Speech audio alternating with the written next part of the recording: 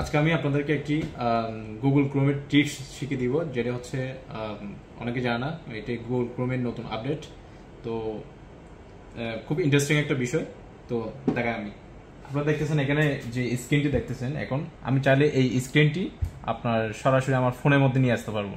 তো সেই জন্য আপনি জাস্ট যে ট্যাবটি আপনি আপনার ফোনে নিয়ে আসতে চাচ্ছেন ওই ট্যাবের উপরে রাইট ক্লিক করবেন। রাইট ক্লিক করার পর হচ্ছে দেখবেন এখানে সেন্ড টু ইউর ডিভাইস যে একটি অপশন আছে, এটা আগে ছিল না, এখন গুগল ক্রোমের নতুন আপডেট।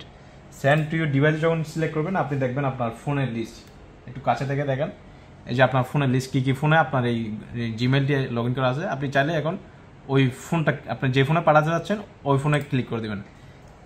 এবার মজার ট্রিক্সটি দেখেন। মজার ট্রিক্সটি হচ্ছে যে ট্যাবটি আমি পাঠিয়েছি, সেটা এখন হচ্ছে আমি এখানে এই যে ট্যাব রিসিভে ওপেন যখন করবো দেখবেন যে ওই ট্যাবটি আমার এখানে চলে এসেছে। এটা হচ্ছে নতুন একটি ট্রিক্স গুগল ক্রোমের নতুন আপডেট।